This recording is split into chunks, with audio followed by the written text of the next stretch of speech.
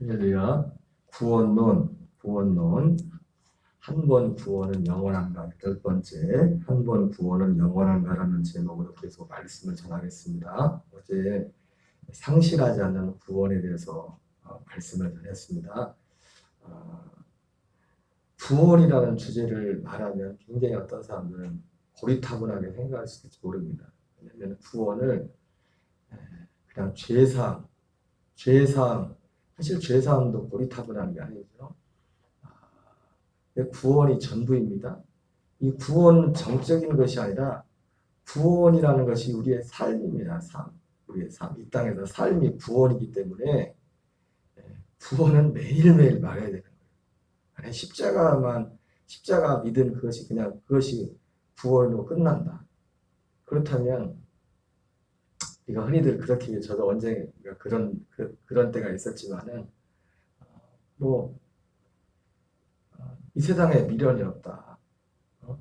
이 세상 하나님 부르면 아무 데든 가든지 그렇게 그게 틀린 말은 아니지만 우리 믿는 자들이 언제 주님이 부를지라도 갈 준비가 되어 있어야 되지만 우리가 이 땅에 살아있는 이 시간이 제가 그런 말씀을 했지만 물론 이것은 어떤 이 사람이 믿음 안에 샀다는 것을 전제로 하는 것이지만 될 수 있으면 장수해야 됩니다. 예, 우리가 육신을 입고 있는 동안 이 동안이 우리의 생명이 거듭난 그리스도의 생명이 자랄 수 있는 기회이기 때문에 만약에 이 사람이 생명과 무관하게 하나님을 거스르게 산다면 그건 사실 무가치한 삶이죠. 시간으로 볼 때. 그러나 우리가 이 생명 안에 사는 이 생명 구원이 무엇인지를 안다면 그리고 내가 이 생명 안에서 생명 안에 자라는 것은 이 그리스도의 생명으로 하나님을 아는 것과 믿는 것이 하나가 되어 그리스도의 장성한 분량에 이르러가는데 이 믿음의 경주를 하고 있다면 또 그리고 이 복음을 전하고 있다면 이 일을 하고 있다면 가능하면 이 땅에서 오래 있어야 돼. 그것이 나를 위해서도 그렇고 그리고 누군가를 위해서 사도 바울이 내가 지금도 마음은 사도 바울이 생명이 충만해서 지금이라 떠나 아버지와 함께 있는 것이 내가 소원했지만 너희를 위해 내가 있다고 남아있다 이렇게 말했던 것처럼 사도 바울과 같이 성령 충만한 분들은 더 오래 있어야 되겠다. 그 생명을 전해야 되기 때문에 그런 것이죠. 여러분 계속 우리가 이 구원에 대해서 말씀을 하는데 이 상실하지 않는 구원 다시 한번 말씀드리면 구원은 생명 구원입니다. 생명 구원. 거듭남의 구원입니다. 항상 이것이 우리의 마음에 우리의 중심이 있어야 됩니다. 상실하지 않는 첫 번째는 구원을 상실할 수 있다고 했었습니다. 상실할 수 있었어요. 있다고. 그러나 이 생명을 얻는 것도 사실은 쉽지 않지만 생명을 잃어버리는 것도 또한 또 쉬운 건 아니라고 했어요. 왜냐하면 이 생명을 얻는다는 것 자체가 그냥 아주 싸구려로 이 생명을 얻을 수 없기 때문에 이 생명을 얻는다는 자체가 이 그리스도의 생명을 소중히 여기지 않으면 얻을 수 없는 것이기 때문에 그 생명을 얻은 사람은 이 생명 자체를 이 믿음 자체를 세상에 무엇보다 가장 소중하게 어느 정도 소중하게 생각합니까? 자기 소유를 다 팔아서 그것을 살 정도로 이 생명을 소중하게 생각하기 때문에 정도의 차이는 있겠지만 그 믿음이 있어야만 이 생명을 얻을 수가 있어요. 이 생명을. 그렇기 때문에 생명을 얻기도 쉽지 않지만 이 생명을 잃는 것도 또한 쉽지 않아요. 그럼에도 불구하고 얼마든지 또한 생명을 잃을 수 있다고 했죠. 그 생명을 잃는 이 생명에서 떠나가는 가장 큰 이유가 뭐라고 했습니까? 사람을 타락케 하는 것이 잘못된 복음입니다. 제 얘기가 아니잖아요. 갈라디아서 하는 얘기가 그거. 히브리서에서 하는 말씀이 똑같이 그 얘기를 합니다. 이 생명에서 떠나게 하는 이 구원에서 떠나게 하는 가장 치명적인 독소가 뭐냐면 거짓된 복음. 옛날로 돌아가면 거짓된 복음. 이 복음 진리에서 떠나게 하는 그것이 우리를 생명에서 떠나게 하는 가장 큰 독소라는 거예요. 그래서 하나님이 계속해서 계시록에서도 제가 분명히 밝혀줬지 않습니까? 처음 사랑, 처음 믿음을 버린 게 얼마나 치명적인 것인지, 얼마나 큰 것인지. 사도 바울이 일평생 그가 복음을 전하면서 이 복음을 전하게 됐지만 사도 바울의 싸움은 뭐였습니까? 이 복음에서 떠나지 않도록 하기 위해서 몸부림을 쳤던 것입니다. 이 복음에서 떠나는 것이 얼마나 치명적인 거예요. 우리가 어쨌든 상실하지 않은 분, 이 생명을 얻는 것도 쉽지 않지만 생명을 잃는 것도 또한 쉽지 않지만 그러나 생명을 상실할 수 있어요. 상실할 가능성이 있어요. 그래서 사도 요한도 사망에 이르는 죄가 있다고 말했어요. 그거는 그냥 놔두라고 했어요. 끝난 거예요. 히브리서에는 다시 회개케 할 수 없다고 했어요. 다시 예수님을 십자가에 못 박아 현장에 욕되게 보입니다. 여러분, 우리의 죄를 사하는 구원하는 예수님의 십자가의 피의 역사가 딱 단 한 번입니다. 그 한 번으로 우리를 구원하는 겁니다. 한 번 그 생명의 그 십자가를 통과해서 이 생명을 얻은 후에는 이제는 우리가 어디서 사는 겁니까? 십자가 앞에서 사는 게 아니라 어디서 사는 거예요? 그리스도의 생명 안에서 사는 겁니다. 물론 우리에게 십자가는 항상 있어야 되지. 왜? 내가 못 박혀 죽은 십자가, 내가 죽은 십자가. 예수님과 함께 죽은 그 십자가가 항상 내 앞에 있어야 돼요. 항상 사도 바울은 자기 자신을 그리스도의 십자가에, 우리 죽을 육체를 십자가에 죽음에 넘겨주는, 이 죽음에 넘겨주는 게 뭡니까? 십자가에 넘겨주는 거죠. 그러나 우리의 죄를 사하는 예수님의 십자가의 역사는 딱 한 번입니다. 한 번. 영단 번. 구약시대처럼 그 제사를 우리가 드릴 필요가 없어요. 그냥 한 번에 죽으심이 하나. 다만 그것을 확인하면서 매일매일 이 생명 안에서 사는 것입니다. 갈라디아 2장 10절을 고백하면 사는 것이. 그래서 히브리서에서 다시 예수로 우리를 깨끗게 할 수 없대요. 우리가 이 생명을 거부하고 이 생명을 등지고 그리고 완전히 주님을 배반해버리면 타락한 자들은 다시 회개하여 새롭게 할 수 없다. 타락이라는 것이 그러니까 단순히 어떤 우리 윤리, 도덕적 잘못, 실수 그런 것을 타락이라는 게 아닙니다. 이 믿음 자체를 떠나버리는 거예요. 마음에서 주님 멀어져가지고 주님을 아예 등져버리는 거예요. 예수 믿지 않던 그 불신자의 완전 그 상태로 돌아가 버리는 거예요. 믿기 전에 그 상태로. 사실은 그것도 쉽지 않은 거죠. 그죠? 진짜 생명이 있는 사람이. 근데 그런 일들이 일어날 수 있음을 성경은 우리 경고해주고 있어요. 경고해. 그게 한순간에 이루어지는 건 아니죠. 조금씩 자기도 모르는 사이에 그러다가 어느 순간 그렇게 될 수 있는 거예요. 자, 우리가 그러나 상실하지 않은 구원은 어제 살펴본 것처럼 아들의 생명에 집중하는 성도의 삶이 이 상실하지 않습니다. 생명에 집중하는 자.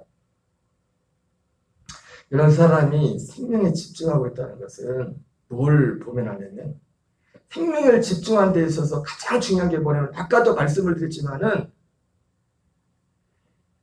생명에서 떠나게 하는 가장 큰 독소가 뭐라고 했어요? 가장 큰 독소가 뭐라고 했어요? 잘못된 복음. 이 생명에 관한 말씀이 아닌 다른 말씀. 그것이 그래서 사도 바울도 그걸 알았고 그래서 그걸 사도행전 20장에 뭐랍니까? 그 다른 사람 이상한 사람들 와가지고 어그러진 말을 한다. 어그러진 말. 그 어그러진 말이 뭡니까?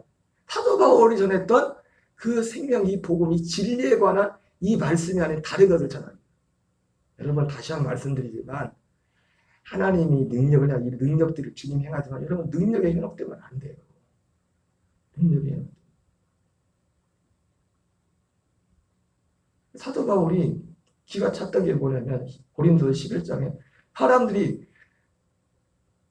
사도 바울의 사역을 보면요 어떻게 보면 거의 타분할 정도로 물론 성령의 나타남이 따랐지만은 오직 진리의 복음을 전하는데 거기에만 집중했어요. 어떤 요즘 우리 생각한 것처럼 성령 집회 이런 거 안 했어요. 그런데 고린도 11장에 보면은 사도 바울 주변에 사도 바울보다 사람들이 사도 바울 따르다가 다른 사람들이 생기기 시작했어요. 다른 사도들. 그 사도 바울은 그 사람들 뭐라고 했어요? 거짓 사도. 광명의 천사와 같은 그런 일을 합니다. 그 사람들이 나빠서가 아니라 다른 건 다 하는데 이 생명을 안 전하는 거예요. 이 생명을. 이 사람들은 능력이 나타나고 기적이 나타나고 거기를 찾아. 그것도 누구 이름으로? 예수 이름으로. 예수 이름.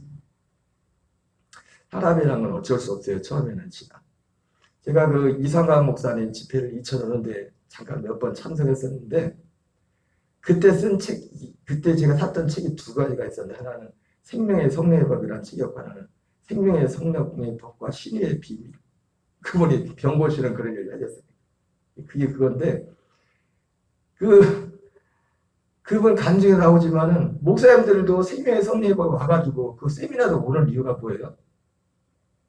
어떻게 하면 능력을 받아서 교회를 성장시키고 다 그거잖아요. 처음에 사실은 교회 성장하기 원치 않는 사람이 어디 있겠어요. 그죠? 정동희 사님 눈만 깜빡깜빡하지 마시고. 그래서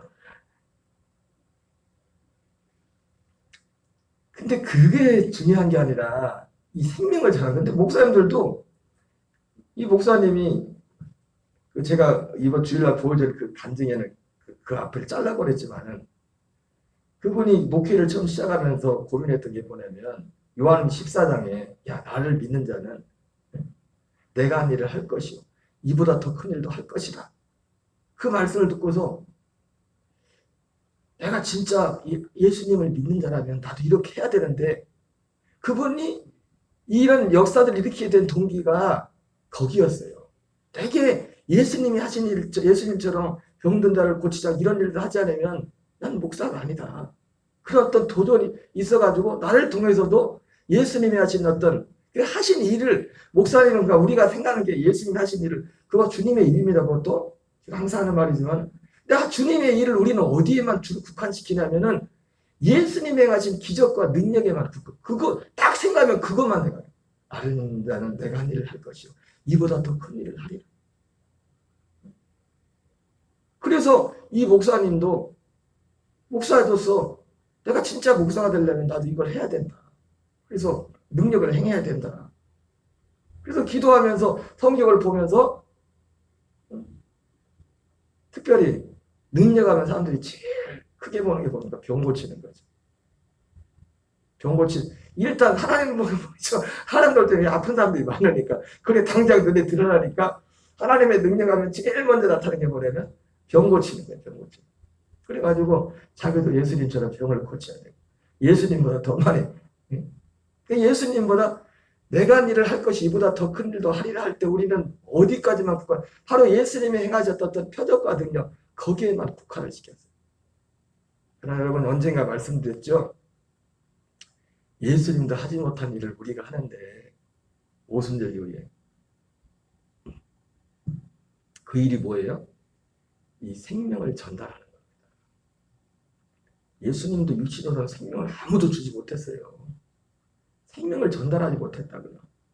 이 생명을 전달하는 것보다 큰 것은 없어요.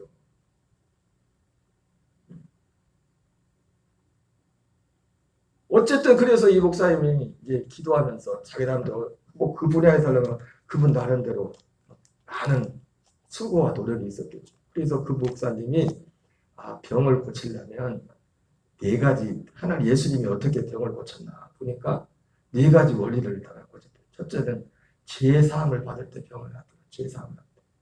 그리고 네 가지였었는데 귀신을 내쫓으면 귀신을 내쫓으면 병을 고치고 또 세 번째는 의술, 병원, 의사를 통해서 병을 고치고 병원 가는 것도 그 성경의 가르침이에요. 옛날에 어떤 유명한 신유 부흥사가 신유만 하다가 죽었어. 병원 안 가고. 병원 가면 나을 건데. 네 번째는 이건 병원 안 가는 게 꼭 믿음은 아니에요. 필요하면 병원도 가야 돼요. 네 번째는 뭐냐면 심령을 치료해서 모든 병이 마음에서 오기 때문에 그러니까 우리가 사실은 생명의 성령으로 살면 병들이 웬만한 병은 다 떠나게 돼 있어요. 우리가 육신적으로 건강관리를 안 해서 오는 병도 있지만은 모든 심령이 뼈로 마르게 안 됐잖아요. 모든 병이. 그래서 오늘날 세상 사람들 하는 말이 뭡니까? 모든 만병의 원인이 스트레스라고 하잖아요. 그들은 스트레스라고 하지만 맞아요. 스트레스. 심령이 상하면 우리 육체가 병들게 돼 있어요. 우리 육체. 그래서 이 네 가지 원리를 따라서 실천해 보니까 이 목사의 표현으로는 역사가 나타나는 겁니다. 기적들이 나타나고 진짜 엄청난 기적들이 나타나기 시작합니다. 이 얘기를 하면 세미나 온 목사님들이 첫 시간 끝나고 나면 제일 먼저 하는 게 목사님 그것부터 가르쳐달라고. 어떻게 하면 병 고치냐고. 저도 2005년도 갔을 때 그런 마음이 없었던 건 아니에요. 그런 마음이 사실 많았어요. 또 어떻게 벌써 20년 했나 18년 능력을 해요. 그런데 지금 와서 보니까 제가 능력을 부정하는 게 아닙니다. 지금도 우리는 이 능력을 행해야 됩니다. 왜냐하면 어떤 사람들이 이 믿음을 가지고 이 생명에 관한 믿음을 가지고 한꺼번에 펄쩍 뛸 수가 없거든요. 아니 목사님들도 이거 알지 않는데 들으려고 하는데 이 얘기를 일반 성도들도 이 얘기를 들으려고 하겠어요? 들으려고 하겠네요.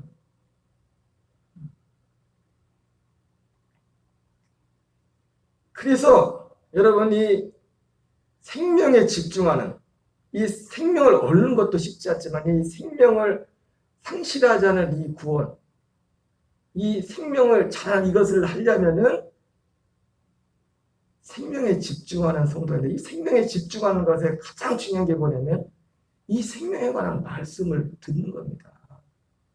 그러잖아요. 갈라디아 교회가 문제가 뭐였어요? 다른 얘기를 들으면서부터 문제가 생긴 거예요.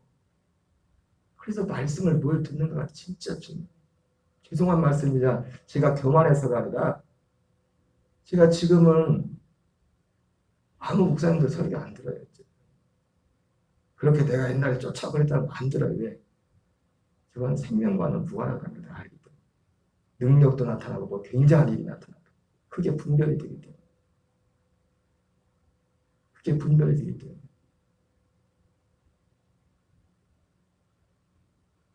여러분 이걸 분별해야 돼요. 분명히. 그게 잘못됐다는 게 아닙니다. 그 모든 것들이 여기로 오는 과정인데 거기서 끝나버리면 끝나는 거예요. 거기서 멈춰버리면 끝나는 거라.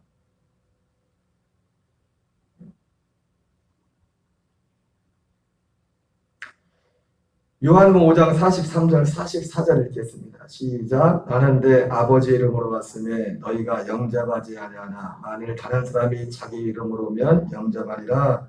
너희가 서로 영광을 취하고 유일하신 하나님께로부터는 영광은 구하지 아니하고 어찌 나를 믿을 수 있느냐. 네. 다른 예수님을 믿는 겁니다. 다른 사람이 자기 이름으로 영접하리라. 너희가 서로 영광을 취하고 유일하신 하나님께로부터는 영광. 여러분 유일하신 하나님께로부터는 영광은 예수 그리스도를 통해서 나타나는 겁니다.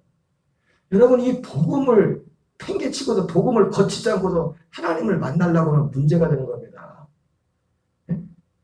하나님이 우리에게 이 복음을 인도하기 위해서 이 복음과 무관하게 우리에게 마치 뭐 같습니까?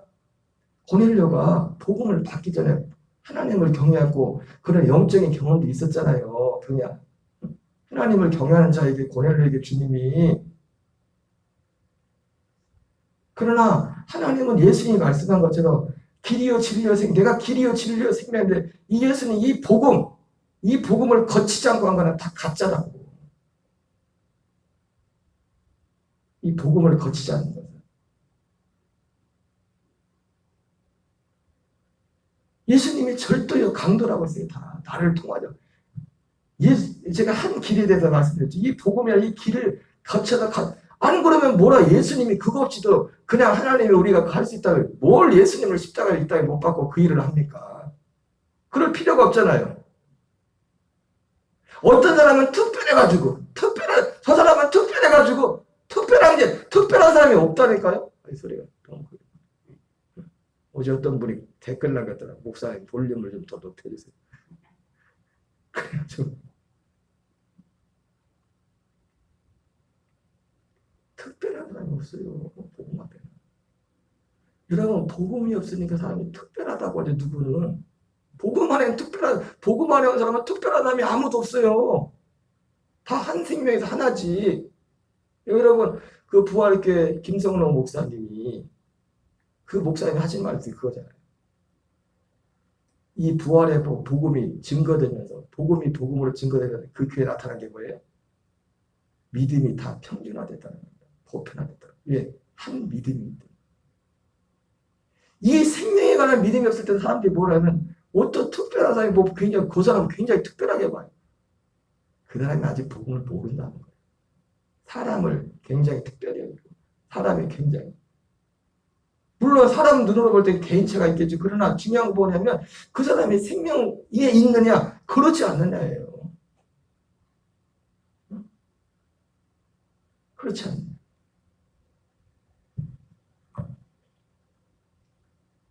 복음 안에 오면 특별한 사람이 없어요. 평균. 그래서 뭐 남이 체면 찍었다 뭘 체면, 야, 하나님이 당신을 특별히 쓰시려나. 저도 때로는 옛날에 그렇게 생각했어요.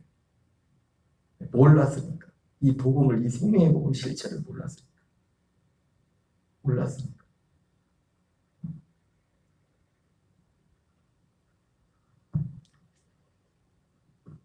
하나님께로부터 오는 영광은 오직 이 복음이 생명에 관한 것입니다. 사람들이 이 생명에 관한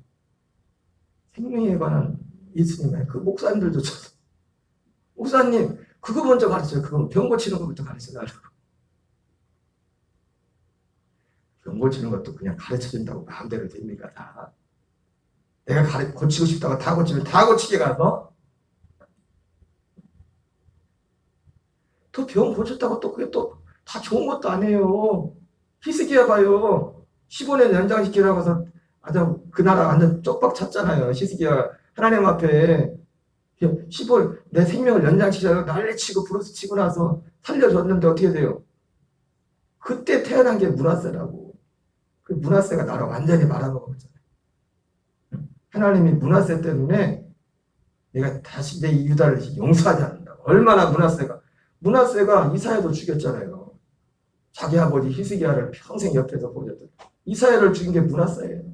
얼마나 악을 행했는지 아십니까?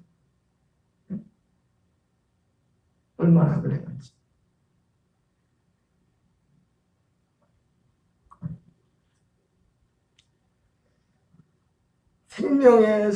이 생명을 받아서 생명을 얻는 것도, 생명을 얻는 길도 마찬가지예요. 여러분 분명히 말했죠. 우리는 물론 다른 사람에 대해서, 타인에 대해서 너무 우리가 이걸 뭐 경지하듯이 그렇게 말할 게, 왜냐면 나도 우리 다 그 과정을 겪어왔기 때문에 그럴 필요는 없습니다. 그러나 하나님의 기준은 너무나 분명해. 사람이 거듭나는 거는 뭐 체험했다고 거듭나는 게 아니라고요. 그게 불필요한 게 아니지만 사람이 거듭나는 것은 반드시 오직 하나님이 정한 건 하나입니다. 진리의 말씀으로, 복음으로. 너에게 전한 복음이 곧 말씀이다. 사람이 거듭난 것이 썩어진 씨로 되는 것이 아니라 썩지 않을 씨로 되는 것입니다. 거듭나는 것도 그렇고 거듭난 그 생명이 자라가는 것도 그렇고 이 생명의 말씀으로 자라가는 겁니다. 그렇기 때문에 이 생명의 말씀에 집중한다는 게 뭐냐면, 그러니까 이 생명에 집중하는 삶의 가장 핵심이 뭡니까? 이 생명의 말씀을 듣는 것. 그 사람이 설교를 때 어떤 설교를 주로 듣느냐고는 그 사람의 믿음이 보이는 거예요. 생명에 대해서 믿습니다면 맨날 듣는 게 뭐냐? 이 세상에서 어떻게 문제 해결, 인생 문제를 어떻게 해결하고, 어떻게 하면 능력받고, 매일 그런 거에만 아직 생명과는 머리가 먼 거예요. 죄송한 말씀이죠.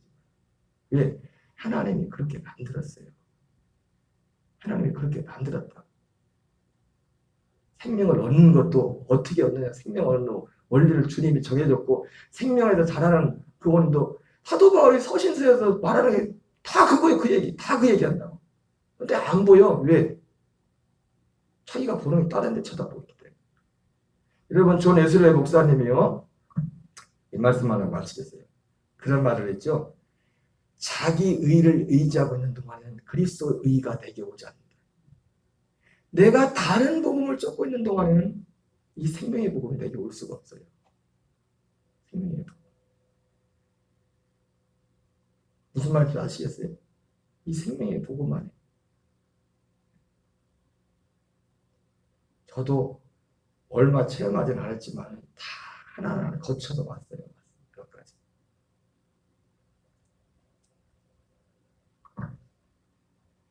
여러분 오직 이 생명의 복음에 집중하는 은혜가 있기 바랍니다. 이건 하나님이 일방적으로 우리에게 주실 수 있는 게 아니에요. 내가 원하지 않으면, 내가 정말 이 가치를 알고 원하지 않으면 이 안에 살 수 없는 게 이 복음의 원리라, 하나님이 정해진 법이라. 이 은혜가 여러분에게 충만하기를 주의 이름으로 축원합니다. 주기도문을 마치겠습니다. 하늘에 계신 우리 아버지여, 이름이 거룩히 여김을 받으시오며 나라의 마옵시며 뜻이 하늘에서 이루어진 것 같이 땅에서 이루어지이다. 오늘날 우리에게 일용할 양식을 주옵시고 우리가 우리에게 죄진 자를 사하여 준 것 같이 우리의 죄를 사하여 주옵시고 우리를 시험에 들게 하지 마옵시며 다만 악에서 구하옵소서. 대개 나라와 권세와 영광이 아버지께 영원히 싸움나이다. 아멘. 주여 주여 주여. 아버지 하나님 아버지 감사드립니다. 이 새벽도 주께서 함께 하시고 인도하셔서 하나님 우리를 기도의 자리를 끌어주시고